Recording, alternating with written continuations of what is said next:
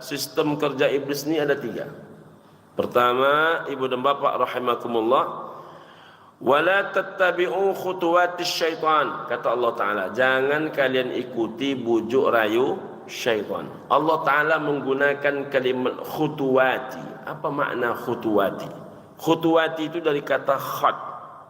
Khat itu artinya garis. Khat itu artinya baris. Khat itu artinya titik. Khat itu artinya tahapan. Khat itu artinya adalah langkah. Maknanya adalah bahwasanya iblis kalau menggoda kita tak pernah sekaligus, tapi segaris demi segaris, sebaris demi sebaris, setitik demi setitik, setahap demi setahap, selangkah demi selangkah. Akhirnya kita merasa tidak berdosa padahal sudah terlalu jauh melangkah. Bahkan dirasakan oleh iblis, orang yang sudah merasakan dosa yang ke-10, maka yang dia rasa itu dosa hanyalah yang ke-10. Dosa pertama sampai dosa ke-9 sudah mulai dia lupakan. Orang yang berdosa sampai ke tahapan baris yang ke-1000, maka yang terasa oleh dia dosa hanyalah langkah yang ke-1000. Dosa pertama sampai dosa ke-999 tak lagi terasa itu sebuah dosa. Na'udzubillahi min. Jadi kita ini tak terasa dosa. Makanya kenapa Pak Haji, Pak Dokter izin, kenapa manusia ini selalu dirinya layak masuk syurga? Satu amal dia buat seolah-olah dia ini penghuni syurga, padahal bejibun dosa yang sudah dia lakukan. Bahkan kadang-kadang kita menengok orang lain ini sepele. Sepele dia memandang orang. Kenapa demikian? Gara-gara dia datang ke masjid, dia anggap orang selain dia itu seolah-olah masuk neraka semua. Jadi iblis ini menumbuh-numbuhkan itu luar biasa, ibu dan bapak. Ibu dan bapak rahimakumullah. Jadi setahap demi setahap, maka hati-hati dengan bujuk rayu syaitan ini. Yang kedua, sistem kerja iblis ini, ibu dan bapak rahimakumullah, tak pernah kenal lelah, tak pernah kenal letih. Ma arwahu fihim, selagi masih ada ruh dalam jiwa kita, dia tidak pernah mengenal istilah break. Kalau kita ini kan ada breaknya. Berdakwah ini ada breaknya. Sabtu ngaji, Ahad ngaji bang? Tidak ngaji, pakai break. Berbuat baik kita pakai break. Tapi iblis mana pakai break?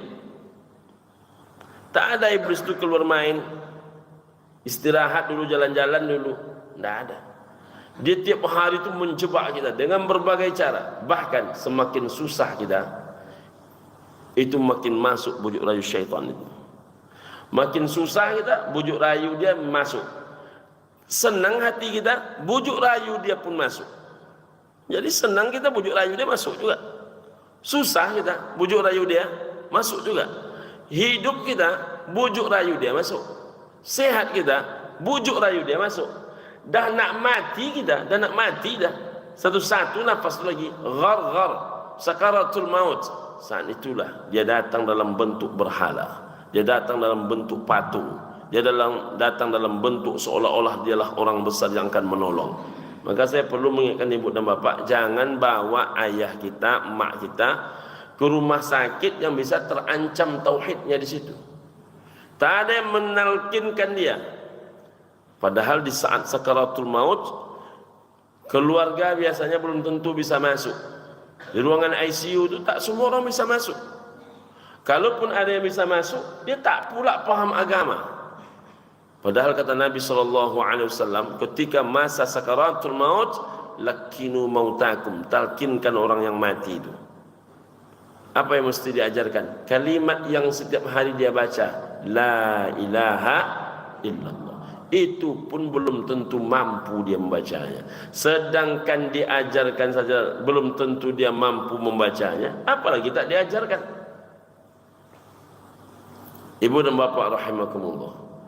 Yang ketiga, sistem kerja iblis ini hati-hati betul. Kalau dia tak mempan menggoda ibu dan bapa dalam satu amalan khusus, maka kita akan diuji dia, akan dicoba dia, akan dijerumuskan dia dalam dosa-dosa yang merupakan kelemahan kita. Mana contohnya Pak Ustaz? Kalau bapak-bapak datang ke masjid ini setiap waktu, datang ke masjid setiap waktu, solatnya tepat waktu, solatnya berjamaah, itu pun khusyuk pula. Asal solat menangis, asal solat macam, mohon maaf, kalau wafat dia hari itu nampak-nampak zahirnya, masuk syurga lah dia. Maka iblis tak lagi goda di situ. Di mana iblis menggodanya? Hal-hal yang mungkin menurut orang bisa dimaafkan, padahal tak bisa dimaafkan. Mana contohnya ibu dan bapak rahimakumullah? Seberapa banyak orang yang solatnya baik tapi hatinya pendendam. Ada apa tidak? Ke masjid rutin, dengan tetangga saya tak baik. Dengan tetangga 10 tahun tak bertegur sapa. 10 tahun tak bertegur sapa. Ibu dan bapak,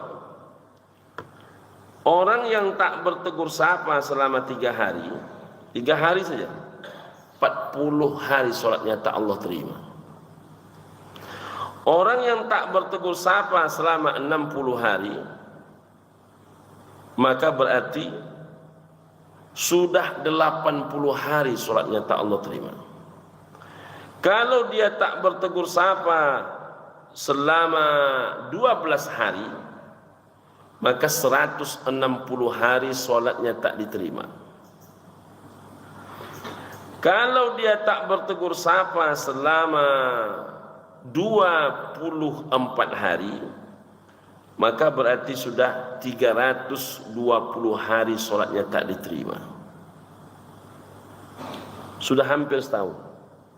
Jadi kalau ada ibu dan bapak tidak bertegur sapa, tidak sampai sebulan, hanya 24 hari, itu solat bapak ibu tidak diterima hampir setahun. Padahal datangnya tadi sebelum azan.